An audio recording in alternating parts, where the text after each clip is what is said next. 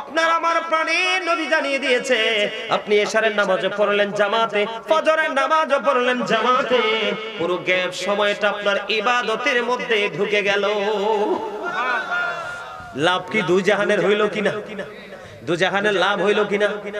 আপনি ফজর বেলায় বন্ধ উঠলেন, এখানে আমি সুস্থ থাকার জন্য আপনাদেরকে আরেকটা মেডিসিন দিতে চাই। সেই মেডিসিনটা হলো কি বন্ধু? মেসওয়াক। দুর্গন্ধের কারণে কিন্তু মানুষ কি হয়ে যায়? অসুস্থ হয়ে যায়, হয় কি হয় না? আপনি দেখবেন আমাদের মধ্যে এখনকার মানুষ, ম্যাক্সিমাম মানুষের মুখ থেকে গন্ধ বের হয়, মুখের দিকে মুখটা রেখে বন্ধু কথা বলতে পারে না, পারেনি, কথা বলতে পারে না, কথা বলার সুযোগ থাকে না, কথা বলতে পারে না। এই জন্য আল্লাহর হাবিব তিনি বলে দিয়েছেন, তোমরা বেশি বেশি করে মেসওয়াক করো, কারণ মেসওয়াক যখন করবা দুর্গন্ধ দূর হয়ে যাবে, আর দুর্গন্ধ দূর হয়ে গেলে মানুষ সুস্থ হয়ে যাবে। এটা সুস্থ থাকার আরেকটা অপশন হলো বন্ধু এটা। আল্লাহর হাবিব আরো বলেছেন, আমার উম্মতের জন্য কষ্ট হবে, আমার উম্মতের জন্য যদি কষ্ট না হতো, আমি প্রত্যেকটা নামাজের পূর্বে বলতাম তোমরা মেসওয়াক করে নামাজে দাঁড়াও। সুবহানাল্লাহ। একদিকে মুখের দুর্গন্ধ হলো, কি হলো? একদিকে মুখের দুর্গন্ধ দূর হয়ে গেল, আর একদিকে মেসওয়াক করে নবীর নির্দেশ মান্য হয়ে গেল। লাভ আছে না নাই? একটা একটা করে মনে রাখবেন, সুস্থ থাকতে হলে বন্ধু ফজরের সময় উঠতে হবে। আপনি যদি মনে করেন না হুজুর আমি ফজরের সময় উঠবো না, তার আগে উঠবো, সুবহে সাদেকের আগে, সুবহে কাযিবের সময় আমি উঠবো, তাহলে আপনার জন্য আরো বেশি পজিটিভ নিয়ামত যুক্ত হয়ে যাবে কাল হাসরের ময়দানে। বন্ধু, আল্লাহ রাব্বুল আলামিন আহ্বানকারী আহ্বান করতে থাকবে, আহ্বানকারী আহ্বান করতে থাকবে, যে যারা ওই যে গভীর রজনীতে নামাজ পড়েছো তোমরা দাঁড়াও। অল্প কিছু মানুষ দাঁড়াবে, গভীর রজনীর নামাজ হলো তাহাজ্জুদের নামাজ, হাদিস শরীফের মধ্যে এসেছে। অল্প কিছু মানুষ যখন দাঁড়াবে তখন আহ্বানকারী আহ্বান করতে থাকবে, ওই যারা দাঁড়াবে তারা সংখ্যায় খুবই কম হবে। আল্লাহ রাব্বুল আলামিন তাদেরকে অর্ডার করবে তোমরা জান্নাতে চলে যাও। তবে মজার বিষয় হলো তাদের অর্ডার হবে বিনা হিসাবে, তারা জান্নাতি হয়ে যাবে। আল্লাহর হাবিব বলে দিয়েছেন তারা বিনা হিসাবে জান্নাতে চলে যাবে। আর যারা দাঁড়াইতে পারেনি, বন্ধু হাত তুলতে পারেনি, তারা হিসাবের জন্য প্রস্তুতি নিবে।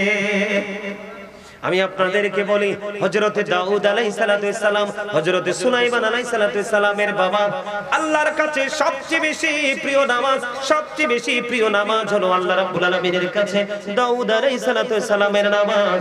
কারণ তিনি রাত্র 1/6 সময় তিনি ঘুমাতেন। জোরে জোরে বলুন আল্লাহু আকবার। বন্ধুরে আমার, এবার আমার দিকে তাকান। আমাদের রোগের রোগ হওয়ার আরেকটা কারণ হলো, এখানে দুইটা মেসেজ আপনারা পেয়ে যাবেন বন্ধু। এর মধ্যে একটা হলো খাবার। এখন বর্তমানে যেই দেশটার নাম হলো ইরান, এটার একটা সময় নাম ছিল বন্ধু পারস্য। পারস্য থেকে একজন চিকিৎসক আসলেন আমাদের আরবে।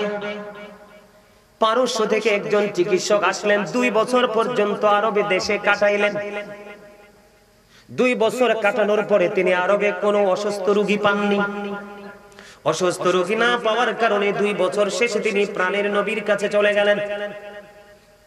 ইয়া রাসূলুল্লাহ, ইয়া হাবিবাল্লাহ, নবী গো, আমি আপনার এই দেশে 2টা বছর কাটিয়েছি, একটা অসুস্থ মানুষও আমি খুঁজে পাইনি। আপনার এই দেশের মানুষ সুস্থ থাকার কারণ কি? এটার পিছনে জাদুটা কি, নিয়ামতটা কি? এই কথা বলতে দেরি এবার আমার নবীজি বললেন, আমার দেশের মানুষ সুস্থ থাকার কারণ হলো, আমার দেশের মানুষ সুস্থ থাকার কারণ হলো তার এই পেটটাকে 3 ভাগে ভাগ করে। সুবহানাল্লাহ বলেন না? কয় ভাগে ভাগ করে? 3টি ভাগে ভাগ করে। একটি ভাগ খাবার দিয়ে ফিল আপ করে, আরেকটা ভাগ পানি দিয়ে ফিল আপ করে, আরেকটা ভাগ 100% খালি রাখে। তার মানে হলো অতিরিক্ত পেটে খিদা না লাগা পর্যন্ত তারা খাবার খেতে বসে না। আবার খাবার খেতে বসার পরে পেটটা ভরে যাওয়ার আগেই তারা খাবারটা ছেড়ে দেয়। জোরে জোরে সুবহানাল্লাহ।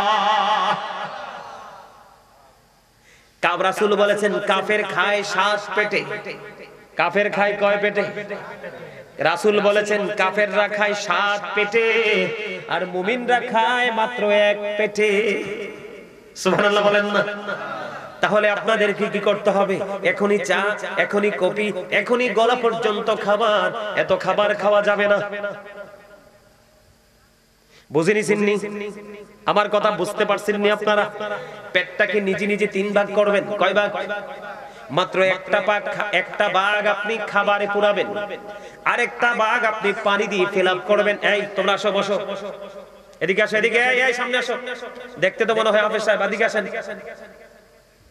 এত দামি মানুষ আইছে, এইভাবে দাঁড়ায় থাকলে হয়? আসেন, আপনার সামনে আসেন, এদিক দিয়ে, এদিক দিয়ে, এদিক দিয়ে, আমার সামনে। মনু জলদি করে চললেইও, মোর দাঁড়ে এককালে দাঁড়ে চললেইও। তোমরা হাসতেও পারলা না। সুস্থ থাকার জন্য হাসিও প্রয়োজন। রাসূল বলেছে আমি না। সুবহানাল্লাহ বলেন না? আরে আরো জোরে, আরো জোরে। লবণ ছাড়া খাবার, খাবারে লবণ না দিলে মজা হয়? কথা কোন হয়? হয় না? খাবারে লবণ না দিলে যেমনি মজা হয় না, ঠিক তেমনি ভাবে বন্ধু, ঈমান যদি টেকসই না হয়, প্রেম যদি শক্ত না হয়, কখনো আপনার কাছে আমলও মজা লাগবে না। বুঝে নিতে হবে মূল কোথায়। আল্লাহর হাবিব আরো বলে দিয়েছেন, দুর্বল ঈমানদারের চাইতে শক্তিশালী ঈমানদার আল্লাহর কাছে বেশি পছন্দ। কি কথা বুঝেন না? আপনাদের কাছে ভালো লাগে? এই ওয়াজটার কি দরকার না? আপনারা তো সব সময় কমন বিষয় আলোচনা শুনেন, আজকে একটু আনকমন বিষয় আলোচনা করার জন্য নিয়ে আসছি। কারণ যে আমারে দাওয়াত দিয়েছে তার নামও সুলাইমান। তার সাহস কত যে ফোনটা দিয়ে ভাইকে ডাক মারে, আবার মিতা কইয়া ডাক মারে। আমি কই তার সাহস তো মন্দ না, তো কি করব? তারই সম্মান, তারই ভালোবাসাকে আমি মূল্যায়ন করে আপনাদের কাছে এসেছি এবং আপনাদেরকে একটা নিয়ামত উপহার দিয়ে যেতে চাই। নিবেন তো? এটা আপনার আমার, এটা যদি আজকে যদি আপনি কাউন্ট করে রাখতে পারেন, এটা আপনার আমার দুনিয়া এবং আখিরাত দুটোকে নিয়ামতে পরিপূর্ণ করে দিবে। সুবহানাল্লাহ বলেন না? আল্লাহর কাছে কোন ঈমানদার বেশি পছন্দের? যেটা শক্তিশালী। দুর্বল যেটা, এটা আল্লাহর কাছে কম পছন্দের।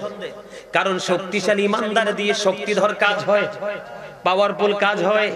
এই জন্য আল্লাহর হাবিব বলেছেন, অনেক বেশি অল্প খাবার তোমরা খেও না, আবার অনেক বেশি খাবারও তোমরা খেও না। 3 ভাগে ভাগ করো পেটটাকে। কয় ভাগে?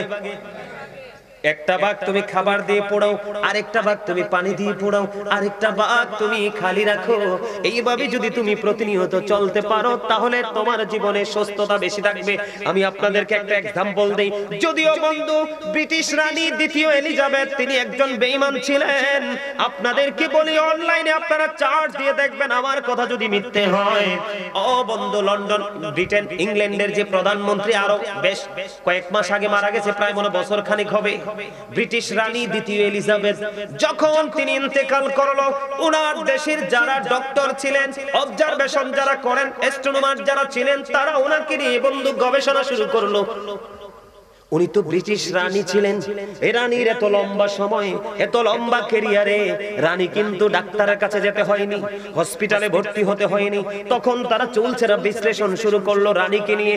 আপনারা দেখেন আমরা কতটা লজ্জিত, কতটা অপমানিত, কতটা বেহায়া মানুষ। আমরা মুসলমান নবীকে আমরা নিজেকে মুসলমান দাবি করি, নিজেদেরকে ঈমানদার দাবি করি। আসলে ঈমানের ছাটাপোটা কতটুকু আছে আমি জানি না বন্ধু। আমরা মুসলমান হয়ে, নবীর উম্মত হয়ে সেটা আমরা পালন করতে পারি না, অথচ বেঈমান কাফেরেরা সেটা বন্ধ ফলো করছে। ব্রিটিশ রানীর জীবন বৃত্তান্ত যখন তারা ঘাটা শুরু করলো, ঘাটতে ঘাটতে ঘাটতে ঘাটতে খুঁজতে খুঁজতে পেয়ে গেল ব্রিটিশ রানীর জীবনে অতিরিক্ত কোনো কর্ম ছিল না। একটা কর্ম ছিল, যেটা আমি বলেছি আমার নবীর শিক্ষা। ওমা সুবহানাল্লাহ কন্যা কিনলে একটা শিক্ষা। রানী নাকি কি করতো জানেননি? খাবার নিয়ে যখন বসতো, পুষ্টিকর খাবার খাইতো। তিনি দিনে 3 বার 4 বারও তিনি খাবার খাইতো। তিনি 3 বার 4 বার বন্ধু তিনি খাবার খেতেন, অল্প অল্প করে তিনি খাবার খেতেন। পেটে খিদা লাগছে, একটু খেয়েছে, পানি খেয়ে চলে গেছে। আবার যখন খিদা লাগতো তিনি আবার এসে খাবারে বসতেন, একটুখানি খাবার খেয়ে তিনি পানি খেয়ে আবার চলে যেতেন। এমনি করে করে তিনি তোনার জীবনটাকে শারীরিক এক্সারসাইজ, মানসিক ভাবে স্যাটিসফাই ছিলেন বন্ধু। এই কারণে রানী লম্বা সময় বন্ধু, এই রিসেন্ট ঘটনা আপনারা যুবক যারা তোমাদেরকে বলছি অনলাইন ঘাটবা, আমি যদি মিথ্যা বলে থাকি, তারা তখন ঘাটার পরে দেখলেন রানীর জীবনে স্পেসিফিক কোনো সাধনা ছিল না, কোনো রেয়াজত ছিল না, একটা মাত্র রেয়াজত নবীর শিক্ষা। সুবহানাল্লাহ বলেন না, আরো জোরে বলেন। বন্ধু আমি বলি না যে চিরজীবন বেঁচে থাকবো, বন্ধু যখন আপনার সময় হবে তখনই চলে যেতে হবে, কিন্তু যেইটুকু সময় আমি পৃথিবীর বুকে বিচরণ করব, আমি যেন সুস্থ অবস্থায় থাকতে পারি, আমি যেন কারো বোঝা না হই। বন্ধুরে আমার, এবার আমার দিকে তাকান। পানির মধ্যে সবচেয়ে উত্তম পানি হলো জমজমের পানি। কিসের পানি? জমজমের। সব পানি বৈশা খাই, জমজমের পানি কিন্তু দাঁড়াই খাইতে হয়। আল্লাহর হাবিব তিনি জানিয়ে দিয়েছেন, রে যুবক, এই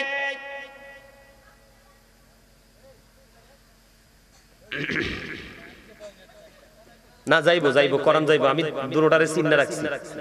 আমি কিন্তু এবার আঙ্গুল দিছি, নেক্সট টাইম কিন্তু বলবো ইউ স্ট্যান্ড আপ। মনু এককালে দাঁড়াইয়ে যা। আরে তোমরা এখনো হাসতে পারলা না মিয়া? হাসো হাসো, সাই দাঁত দিক দাঁত দাঁত।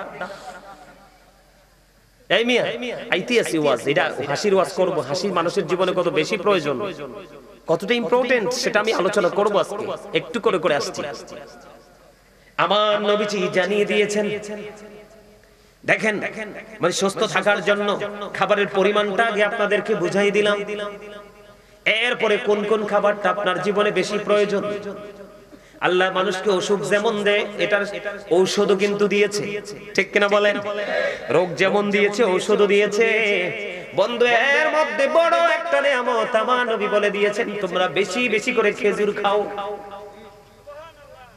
জমজমের পানি খাও, এটা বড় একটা নিয়ামত। তোমরা জমজমের পানি খাও, বেশি বেশি করে খেজুর খাও, জৈতুনের তেল ম্যাসেজ করো, তোমার শরীরে ম্যাসেজ করো, অথবা তুমি খাও। নবীজি বলেছেন বেশি বেশি করে তুমি মধু খাও। মায়েশা সিদ্দিকা রাদিয়াল্লাহু তাআলা আনহা থেকে হাদিস খানা বর্ণিত, আপনার আমার প্রাণের নবী তিনি বলে দিয়েছেন, বন্ধু কোন মানুষ যদি প্রত্যেকদিন ঘুমানোর আগে সব খাবার শেষ, এটা খাওয়ার পরে আর কোনো খাওয়া খাবেন না, সব খাবার শেষ, খাবার খাওয়ার পরে যদি 3 আঙ্গুলের এক চিমটিতে যতটুকু কালিজিরা ওঠে, ওইটুকু কালিজিরা আপনি খেয়ে ফেলবেন, মাসে বেশি না 31 দিনের মধ্যে মাত্র 2 থেকে 3 দিন।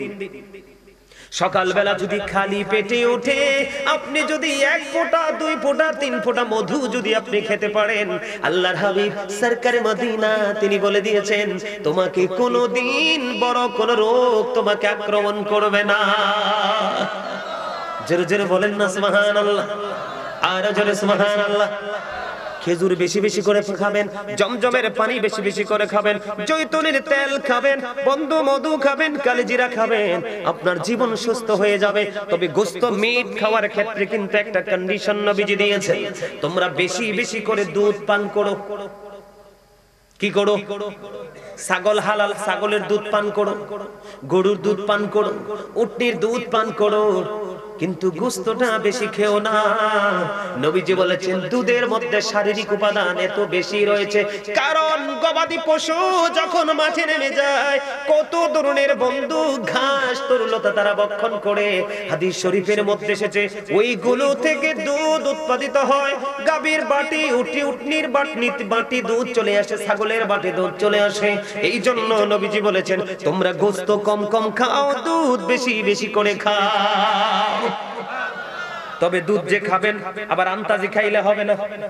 যাদের লিভারটা স্লো, উইক, পাওয়ারলেস লিভার, আপনার এই জায়গাটা কিন্তু আপনার বড় গুরুত্বপূর্ণ। মনু মুর্দারে মোর দিকে তাকাও, হাসবা বাইজ যাইয়া, এখন না। লিভার বুঝুনি, কোন শক্ত খাবার খাবা না, দাঁত দিয়েছে আল্লাহ এটাকে ফিনিশ করার জন্য। এটাকে ভালো করে চিবিয়ে তুমি কি করবা, ভিতরের দিকে প্রবেশ করবা। লিভারের কাজ হলো আপনার খাবারটাকে বন্ধ, মেশিন যেইভাবে মরিচ কি গুঁড়া করে ফেলে, হলুদ কি গুঁড়া করে ফেলে, লিভারের কাজ হলো ওই খাবারটাকে বন্ধু একেবারে চিবিয়ে একবারে লিকুইড করে আপনার স্টমাক পর্যন্ত পৌঁছে দেয়। আপনি যখন হিসাবের বাইরে খাবার খাবেন লিভারের উপর প্রেসার পড়বে। আপনারা হসপিটালে গিয়ে দেখবেন, আমি যদি বলি বন্ধু আপনারা বিশ্বাস নাও করতে পারেন, আপনি এখন হসপিটালে গিয়ে দেখবেন ম্যাক্সিমাম মানুষের পেটি লিভার। কথা বলেন না কেন? আর জোরে বলেন ঠিক না ঠিক? এখানে কারণ কয়েকটা। একদিকে হলো বন্ধু খাবার অনেক বেশি খাওয়া, আর এর দিকে হলো আগের যুগে আমার চাচা যারা আছেন, আমরাও ছোট থাকতে দেখছি হাডুডু খেলে না, কুস্তি খেলে নাই, দাড়িবান্ধা খেলে নাই, খেলছি কিনা? এই খেলাগুলো আসিল কিনা? আপনি চাচা বলেন, আপনারা বলেন, ওই যুগের মানুষ বেশি সুস্থ ছিল না এই যুগের? ওই যুগের মানুষ, তার কারণ হলো এখন মুরব্বীরা কোনো কথা বললে, এখনকার যুগের বেয়াদব বাচ্চারা মুরব্বীদের কথা শুনে না। মুরব্বীরা কোনো কিছু বললে তাদেরকে 100% কন্টিনিউয়াসলি ইগনোর করে। করে কি করে না? আমি এদেরকে বেয়াদব ছাড়া কিছুই বলতে পারি না। আমি যদি বলি, ও তোমরা যারা মুরব্বীদেরকে ওভারটেক করতেছো, তোমরা যুবক, আমি আজকে অনলাইনে আলোচনা করতেছি, মিডিয়ার মাধ্যমে গোটা পৃথিবী দেখবে। আমি আজকে আপনাদেরকে বলি, আগের যুগের মানুষগুলো যদিও শিক্ষাগত যোগ্যতা কম ছিল, কিন্তু তাদের বিবেক ছিল অত্যন্ত স্ট্রং। আল্লাহর হাবিব বলেছে, আমার দিকে তাকান, খাবার খাইয়া সঙ্গে সঙ্গে শুয়ে যাবেন না। খাবার খাইয়া সঙ্গে সঙ্গে শোয়া যাবে না। কমপক্ষে 40 কদম হাঁটবেন। যদি পারেন একটু খেলাধুলা করবেন। কি করবেন? যদি পারেন একটু খেলাধুলা করবেন, হাঁটাহাঁটি করবেন, একটু এক্সারসাইজ করবেন। সুস্থতার জন্য বন্ধু, সুস্থতার জন্য হাঁটাহাঁটি, দৌড়াদৌড়ি, খেলাধুলার বিকল্প নেই। তবে খেলাধুলাতে জুয়া ঢুকানো যাবে না। এখনকার খেলায় তো জুয়া ঢুকে। ঢুকে কি ঢুকে না? আরো জোরে ঢুকে কি ঢুকে না? বিপিএল খেলে কোন দেশে, আইপিএল খেলে কোন দেশে, বাংলাদেশে কোবাকুবি করে মারে, আছে না নাই? আর মরে কি নিয়ে? জুয়া খেলা নিয়ে। তুমি সুস্থ থাকতে হলে এই খেলা খেলতে হবে, ওইটা না। আল্লাহ বলেছেন, ইন্নামাল খামরু ওয়াল মাইসির ওয়াল আনসাব ওয়াল আজলামু রিজসুম মিন আমালিশ শাইতান। আল্লাহ বলেছেন, মদ, জুয়া, মূর্তি, ভাগ্য গণনা, ঘৃণ্য বস্তু শয়তানের কাজ। কার কাজ? এখন শয়তান আপনার আমার বন্ধু না শত্রু? Satan is the eternal enemy of the believers. শয়তান ঈমানদারদের প্রকাশ্য শত্রু। তবে 100% মুমিন এবং মুমিনা যারা, তাদের জন্য নবীজি আল্লাহ মেসেজ দিয়েছে, ইন্না কাইদা শাইতানি কানা দাঈফা। আল্লাহ বলেছেন, শয়তান ডিসিপশন ইজ ভেরি উইক। শয়তানের ধোঁকা মুমিনের জন্য একেবারে দুর্বল। হাজার চেষ্টা করেও মুমিনকে আটকাতে পারে না। নবীজি বলেছেন, সুস্থ থাকার জন্য হাঁটাহাঁটির কোনো বিকল্প নেই। তুমি কুস্তি খেলো, শারীরিক এক্সারসাইজ হবে। 100 মিটারের দৌড় খেলা দাও, জাম দাও, লাফ দাও, ঠিক কিনা বলেন? এইরকম খেলাধুলা করেন, বেশি বেশি করে হাঁটেন। হযরত আবু হুরায়রা রাদিয়াল্লাহু তাআলা আনহু বলেছেন, আমি পৃথিবীতে আমার জীবদ্দশায় অনেক মানুষকে হাঁটতে দেখেছি, আমার নবীর মতো এত কুইকলি, এত দ্রুত হাঁটতে আমি কাউকেই দেখি না। নবীজি আপনাকে আমাকে ট্রেনিং করাচ্ছে। কি করছে? ট্রেনিং করাচ্ছে। খাবার খাওয়ার পরে শোয়া যাবে না, আন্তাজে খাবার খাওয়া যাবে না, বেশি বেশি করে গোশত খাওয়া যাবে না। অভ্যাস যদি করতে পারেন বেশি বেশি করে দুধ খাবেন, তবে পাতলা করে, ঘন না। কালো জিরা কিভাবে খাবেন মনে থাকবে তো? কথা বলে না? রাতে ঘুমানোর সময়, শোয়ার সময়, আর সকালবেলা খালি পেটে মধু। এখনকার বাজারে যে বন্ধু মধু বেচে, কৃত্রিম পদ্ধতিতে মধু তৈরি করে, এই মধু নয়। ওই মধুটা হতে হবে বাসা থেকে ভাঙা মধু। কারণ ওই মৌমাছি যখন, আপনারা গুনগুন শব্দ শোনেন কিনা? মৌমাছি যে যায় গুনগুন শব্দ, এটা মূলত গুনগুন শব্দ নয়, এটা হলো নবীর প্রেমের দুরূদ। নবীর দুরূদ পড়তে পড়তে মৌমাছি মধু আহরণ করে মৌচাকে জমা করে। এই কারণে ওই মধুর পাওয়ার এত বেশি। যদি মাসে 3 দিন, কমপক্ষে কয় দিন? 1 মাসের মধ্যে 3 দিন যদি তুমি সকালবেলা খালি পেটে 1-2 ফোঁটা মধু তুমি খাইতে পারো, আল্লাহর হাবিব বলেছে, তোমার বড় ধরনের কোনো রোগ হবে না। তাহলে এই শিক্ষাটা আমাদের দরকার আছে না নাই? আপনারা কি বিরক্ত হন? আরো জোরে বলেন। যদি বিরক্ত হন থেমে যাব। দরকার আছে না? এটা আসেনি? এবার আমার দিকে তাকান বন্ধু, এদিকে তাকান। আপনারা যারা এখানে বুঝের মানুষ আছেন, মানে যার আলোচনা শোনার খুবই আগ্রহ আছে, আপনারা এখান থেকে ওই দুইজন একটু কষ্ট করে কর্নারে গিয়ে বসেন, বাচ্চাগুলোকে দুই দিকে দিয়ে। না না, বার করার দরকার নাই, বের করার দরকার নাই। এটা একটা মানে অসুন্দর হবে। ওদেরও তো জানার দরকার আছে, ওরা তো বোঝে না, ছোট মানুষ। আপনারা ওদের মাঝখানে যে কোনো একজন বুঝের মানুষ বসেন, তাইলেই আপনার বাচ্চাদের কথাবার্তা কি হয়ে যাবে।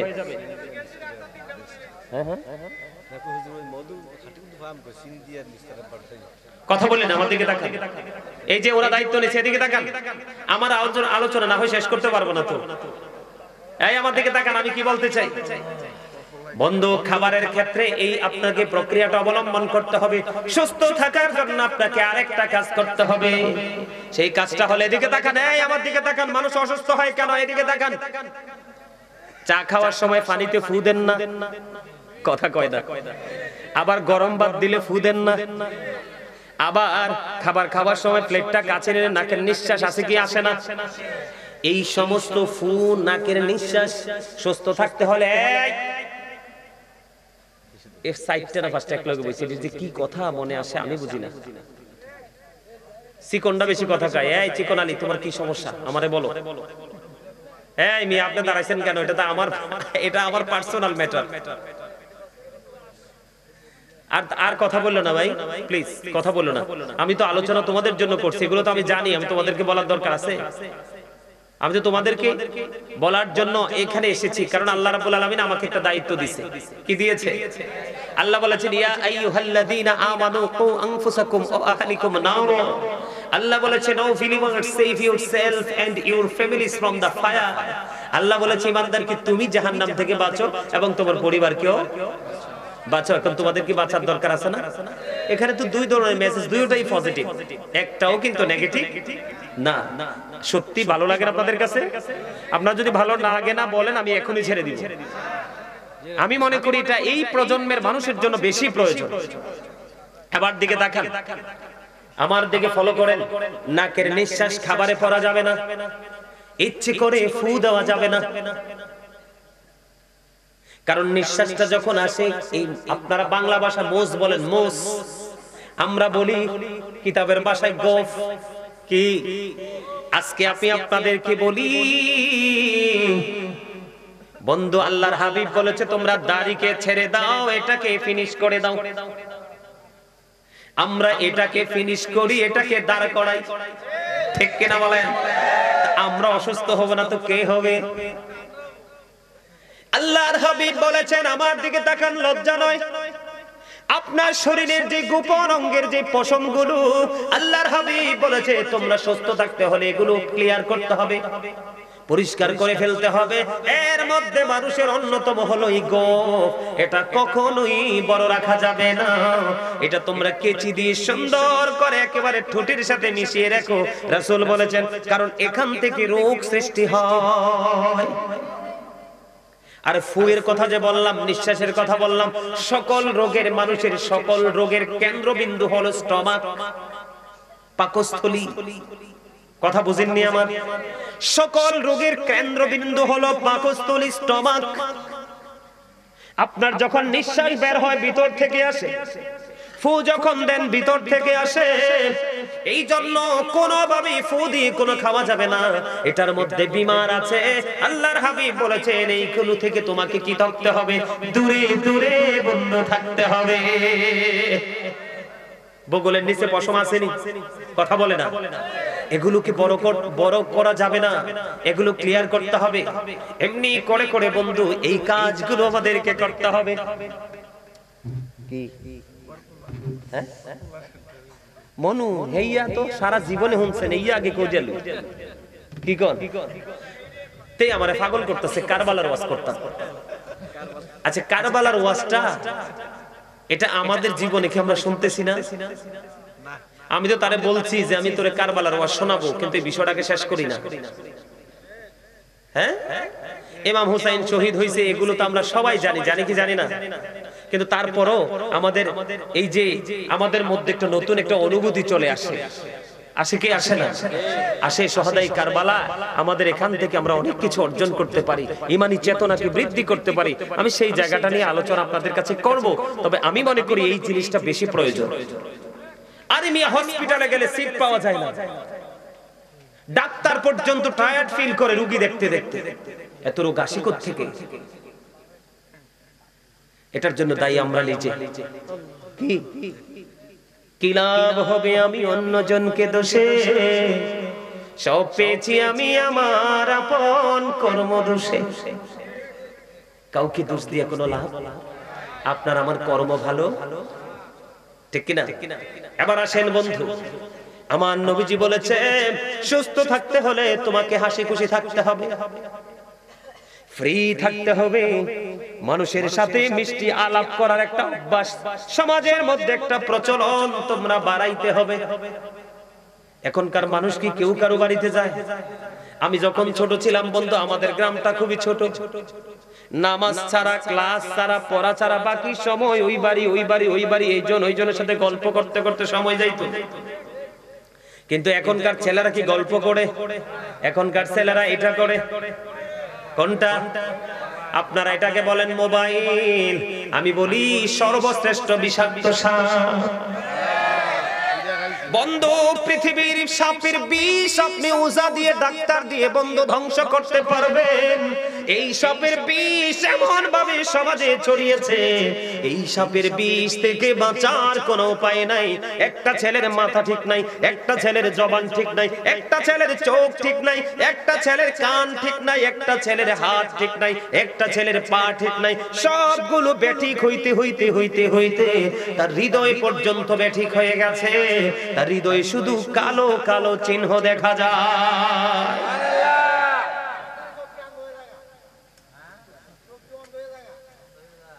এই যে চাচা যে কথা বলছে, হাসি দিয়ে উড়াইবার মতো না, কিন্তু আপনারা দেখবেন এখনো আমি যদি চশমাটা সত্যিকার অর্থে বলি, আল্লাহি বন্ধু, আমি সত্যি করতে যদি বলি, আমি কিন্তু আগে ওয়াজে চশমা পড়তাম না। এখন আমি চশমা পরি, আমার কিছু ভক্ত আছে তারা মানতে নারাজ। হুজুর চশমাটা না দিলে সুন্দর দেখায় না, আরো বেশি সুন্দর লাগে।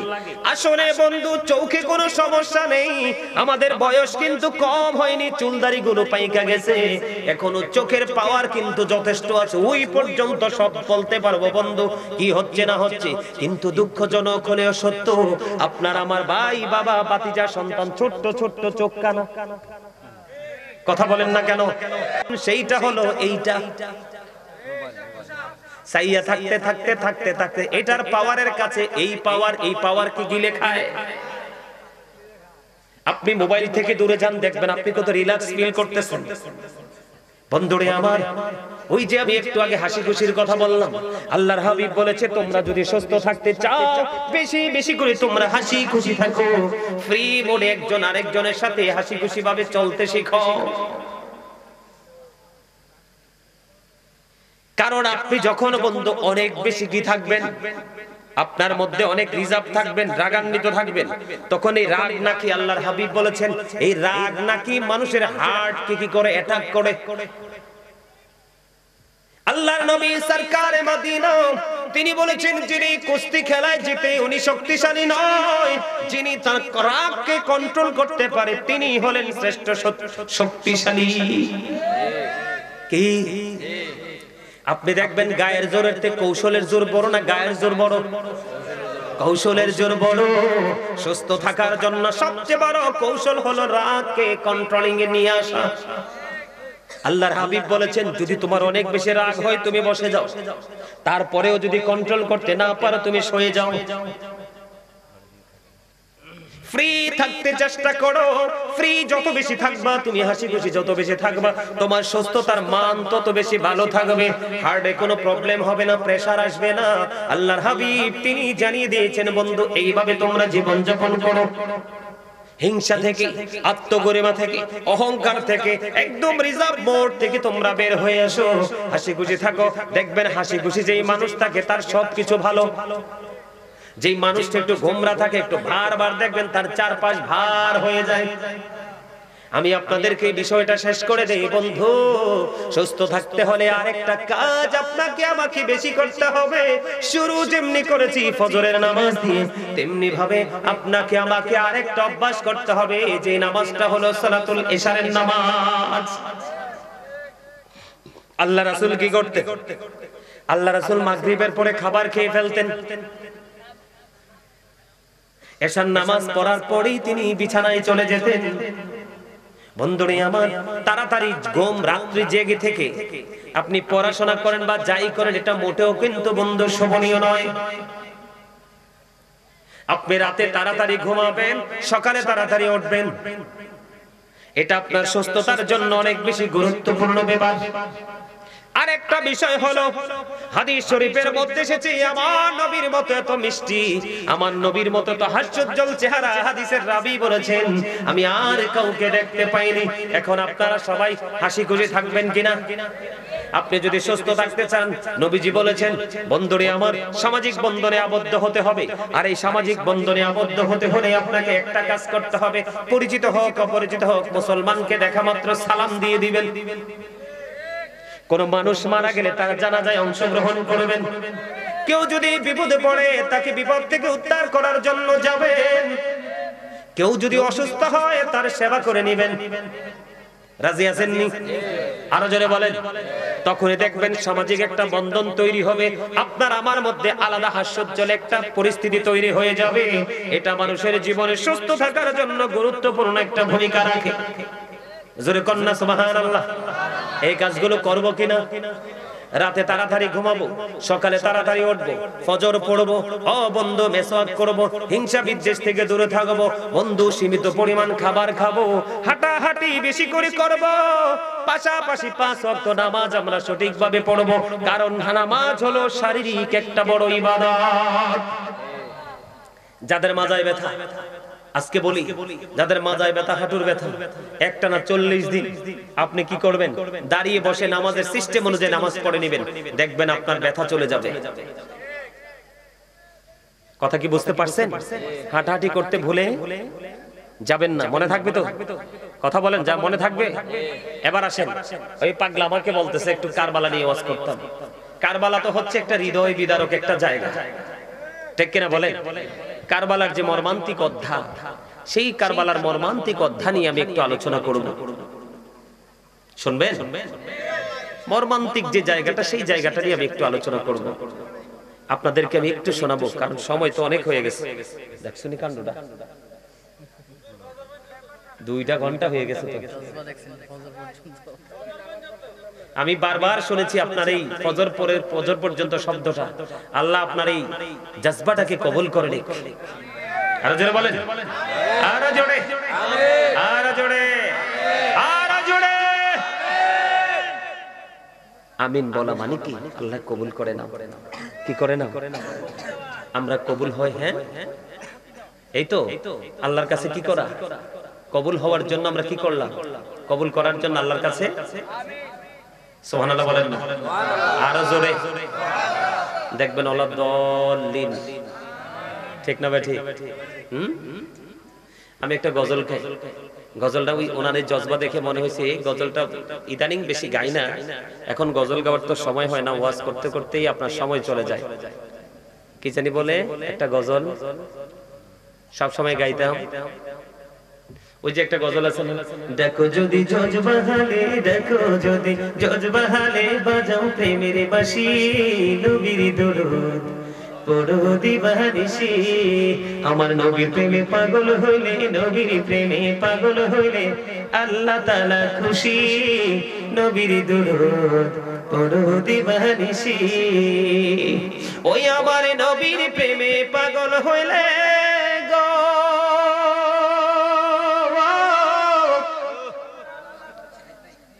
ওই আমার আল্লাহ তাআলার দিদার মিলে গো। দেখো যদি জজবাহালে, দেখো যদি জজবাহালে, বাজাও প্রেমের বাঁশি, হায়রে বাজাও প্রেমের বাঁশি, নবীর দরুদ পড়ো দিবানিশি। ওই আমার নবীর প্রেমে যে হয় মাতা, তাহার সব চিরকালো প্রমাণ আছে হযরত বিল্লাল প্রমাণ আছে হযরত বিল্লাল বাইন্দা প্রেমের রশি হায়রে বাইন্দা প্রেমের রশি নবীর দুরূদ পড়ো দিবানিশি ওই হযরত ওয়াজ করুনি প্রেমিক ছিল গো ওই আমার নবীর প্রেমে দাঁত ভাঙিল গো জুব্বায় উপহার পাইল জুব্বায় উপহার পাইল হইয়া প্রেমে উদাসী নবীর দুরূদ পড়ো দিবানিশি মারহাবা কন্না